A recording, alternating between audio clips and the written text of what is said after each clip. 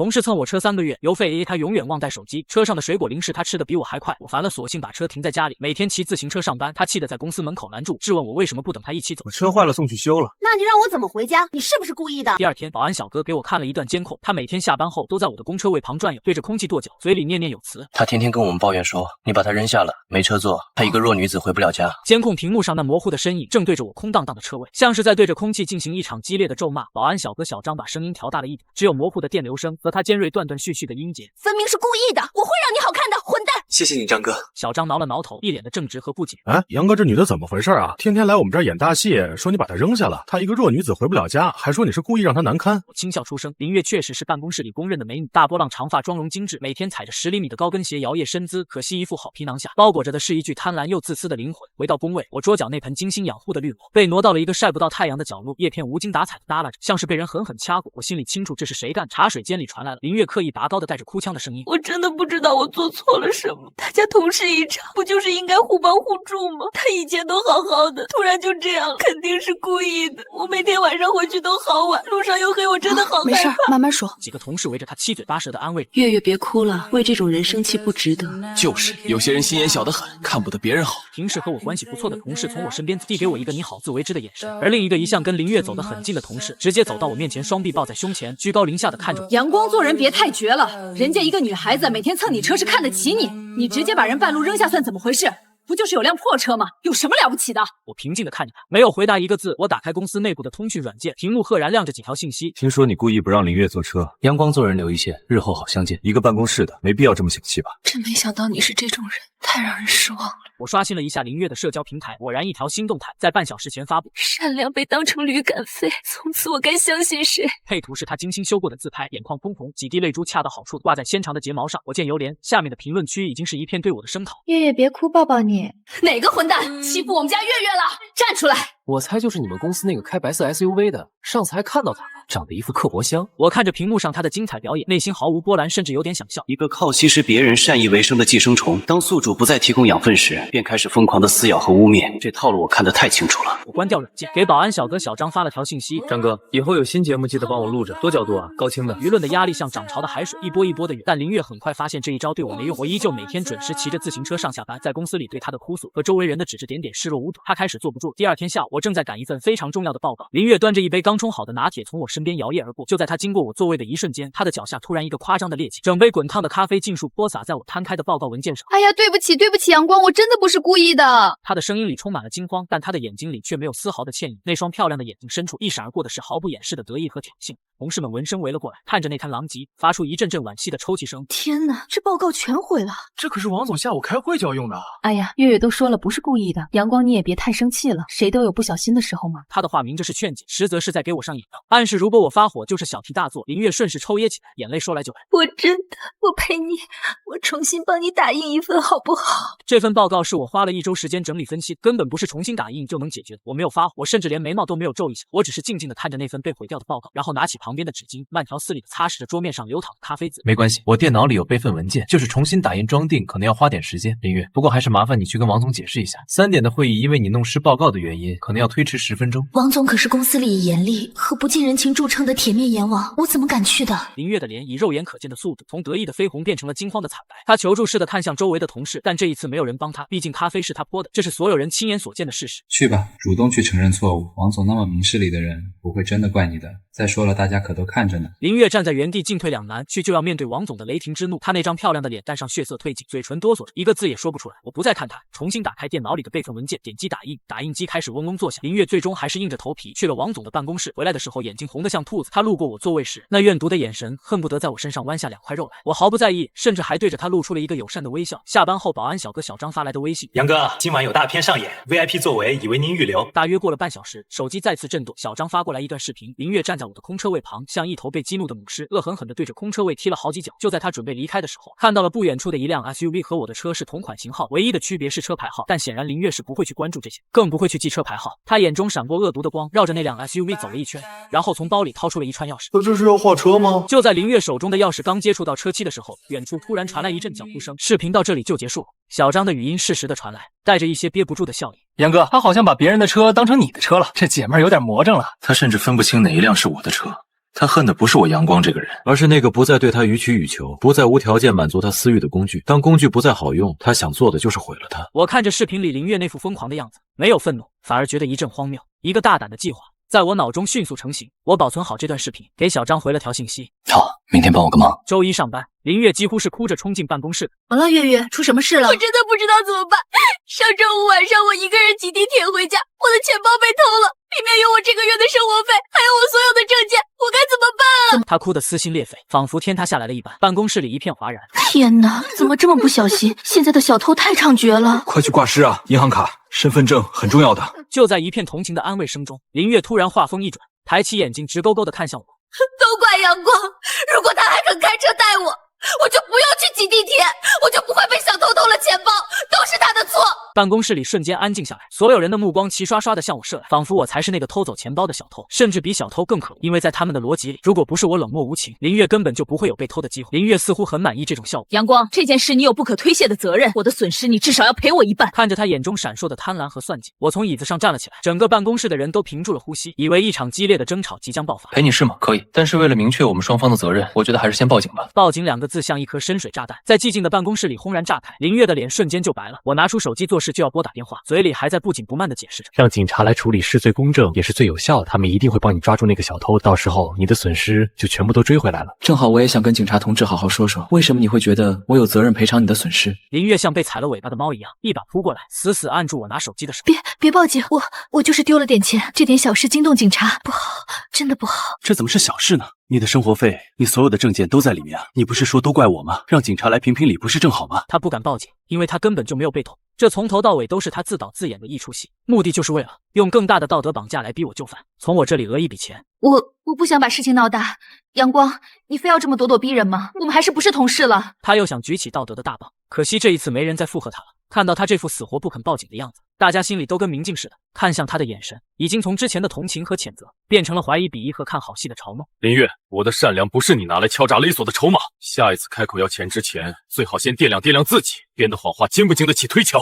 林月浑身一颤，踉跄着后退了2步，办公室里死一般的寂静，最终哭着跑出了办公室。勒索失败让林月在公司里沦为了一个笑柄，那些曾经围着他安慰他的同事，如今看到他都绕道走。我以为经此一役他至少会收敛一点，但我还是低估了他的无耻和疯狂。周三下午，我被 HR 经理叫到了办公室，一种不祥的预感瞬间笼罩了我的心头。我们收到了林月的正式投诉，你看一下。关于职场霸凌与精神虐待的血泪控诉，林月用一种极其煽情和悲情的笔调，将自己塑造成一个初入职场、单纯善良却惨遭老员工无情打压的柔弱新人，而我就是那个对他进行长期精神控制和职场霸凌的恶人。更可笑的是，还有2名与林月关系要好的同事的证词，他们亲眼看到我如何刁难林月，亲耳听到我如何用恶毒的语言羞辱她。我看着这份颠倒黑白、荒谬绝伦的控诉书，气到极致，反而笑了出来。这上面写的全都是谎言。总监皱起了眉头，他并不关心真相，他只关心影响。不管事实的真相到底是什么，现在的问题是，因为你和林月的这点私人矛盾，整个部门都乌烟瘴气，严重影响了工作氛围。他的语气里带着一种不容置喙的命令。林月现在情绪很不稳定，今天早上还提交了一份医院开具的中度抑郁的诊断证明。我简直不敢相信我的耳朵，那个前2天还在想着法子讹我钱的女人。总监是他先挑衅的，那天他故意把咖啡泼在我准备给王总的报告上，全办公室的人都看到了。一杯咖啡而已，多大点事？他不是已经跟你道歉了吗？你揪着不放做什么？公司请你们来是来工作的，不是来吵架的。现在林月的情况已经影响到他个人的工作状态，也影响到了团队的稳定。我们作为管理者，必须采取措施。那一刻，我感觉一股巨大的失望从脚底瞬间窜到了天灵盖。他们不在乎谁对谁错，他们只在乎谁闹得更凶，谁看起来更弱势，谁更会表演。最终 HR 经理给出了公司的决定。光，为了保证调查的客观公正，也为了让你和林月都冷静一下，公司决定你从今天开始暂时停职回家，停职期间请保持手机畅通。我拿着那张写着停职通知的 A4 纸走出会议室，会议室的门缝里，我能瞥见林月和他那几个同党脸上隐秘而得意的笑容。当我抱着纸箱走出公司大门的那一刻，我回头看了一眼这栋我工作了5年的写字楼，屈辱、愤怒、失望像无数根细密的针扎进我心脏的每一个角落。你们以为这样就能让我屈服吗？你们以为把我逼入绝境，我就会束手就擒吗？我掏出手机拨通了那个熟悉的号码。张哥，是我，计划可以开始了。被停职的当天晚上，我去了公司地库，见到了保安小张。张哥，事情都办妥了吗？杨哥，你放心，都安排好了。市场部那个暴脾气李哥，他的车就停你这辆车位旁边，跟你那辆一模一样。我已经跟他打好招呼了，就说物业要检查消防设施，让他今晚别挪车。就看那位林大小姐会不会上钩了。就他那脑子肯定上钩。这几天他天天来转悠，眼睛都快长那辆车上了。第二天一早，公司那个300多人的工作大群彻底炸开了锅。换了老子的车，就在地库 B 区091号车位，别让逮到你腿给你。下面附上了几张触目惊心的照片，一辆和我同款同色的 SUV 被人用利器划出了一道道长长的划痕。我靠，谁这么缺德啊？这得花多少钱补齐啊？看着都心疼。李哥报警啊，让物业调监控。咦，这车怎么看着这么眼熟？这不是阳光的车吗？群里沉默了片刻，暴脾气李哥立刻回复：这是老子的车，老子新提了不到1个月，阳光那辆停我隔壁，今天没在。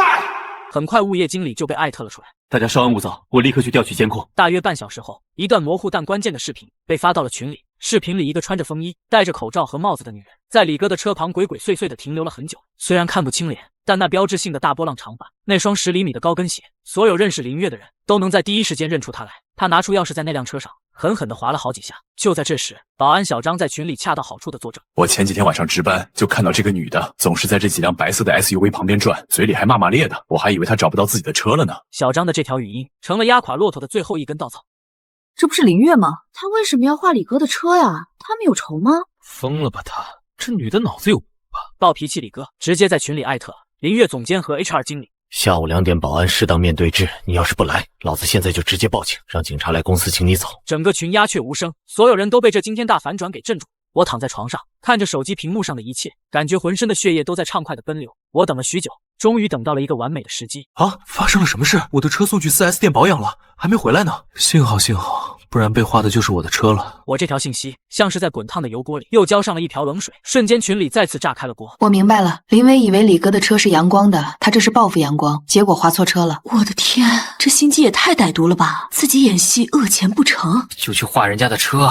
这是什么恶毒女配的剧情啊！唉，阳光也太倒霉了，被这种人缠上。不，我觉得阳光现在应该庆幸自己被停职了，不然今天被划的就是他的车了，还没地方说理去。舆论在这一刻彻底反转，我看着手机，嘴角的笑意冰冷而畅快。林月，你以为你能置我于死地？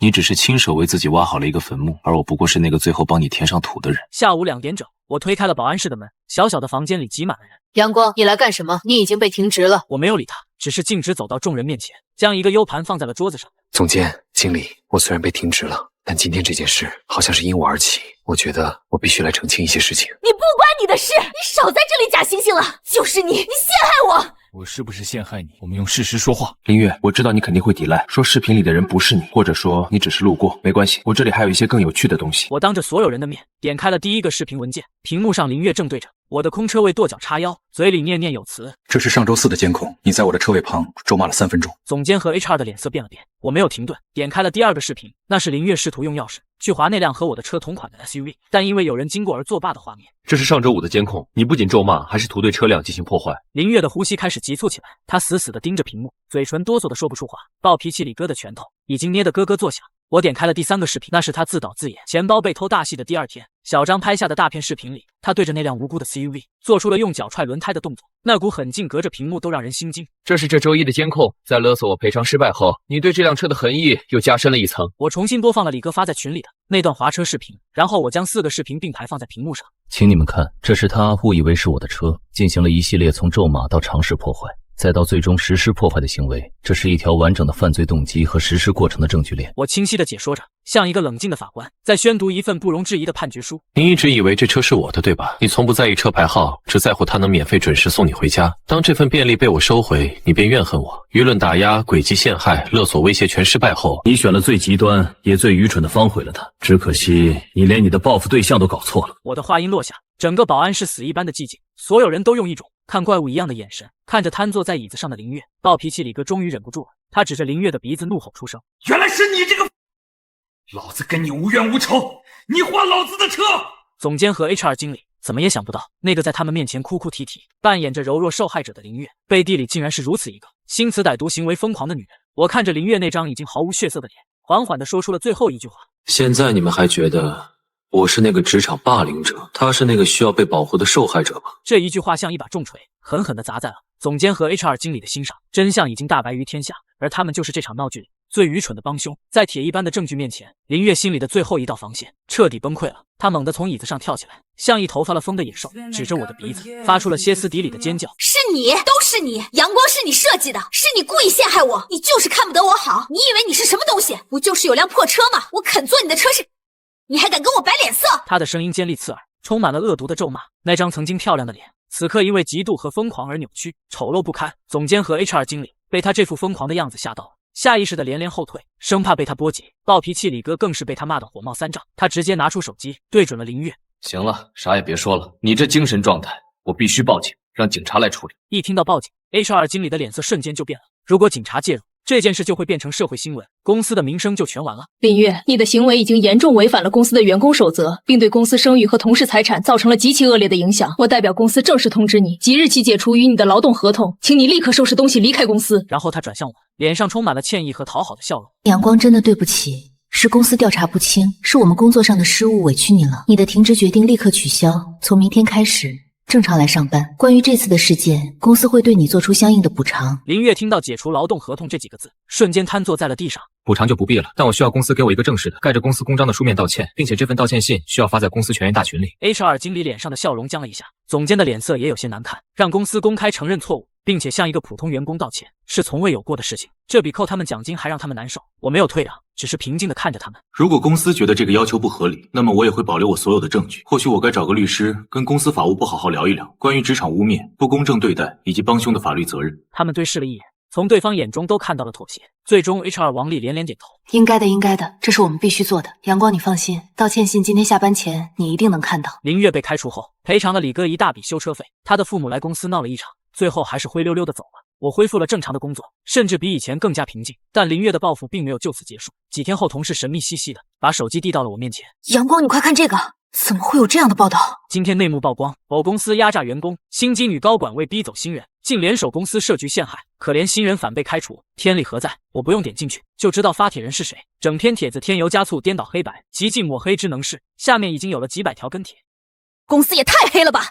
公司名叫什么？说出来让大家避雷。这个阳光是什么东西啊？这么的毒，简直是现代版的容妈妈。这个灵光也太可怜了，抱抱你别哭了。不明真相的网友们在评论区里对我进行着疯狂的辱人身攻击，公司的名誉也因此受到了极大的损害。HR 王丽又一次把我叫到了办公室。阳光，论坛上的事情公司已经知道了，法务部已经在联系论坛了，你不要再对这件事做出任何回应。如果你再回应，只会让热度越来越高，对谁都没好处。清者自清，浊者自浊。这件事我不会让公司为难，我要用我自己的方式解决。我将那4段关键的监控视频，林月给我发的，威胁我赔偿的聊天记录截图，那封盖着公章的道歉，全部整理到了一个新的文件夹里，所有的一切清晰完整。林月，你以为在网络上就可以为所欲为吗？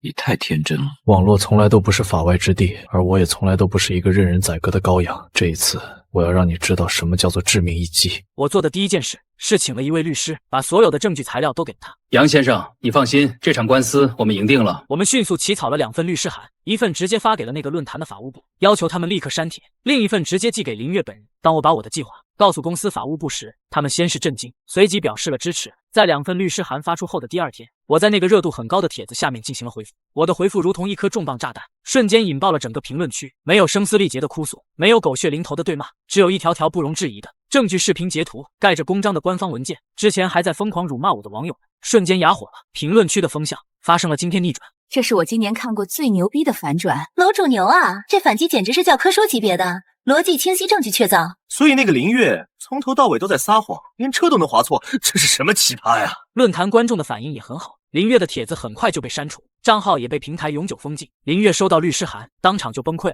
第2天，我的手机接到了一个陌生来电。是杨先生吗？我是林月的妈妈，求求你高抬贵手，放过我们家月月吧。她还小不懂事儿，她就是一时糊涂啊。我们给你赔钱，我们给你道歉，请你撤诉好不好？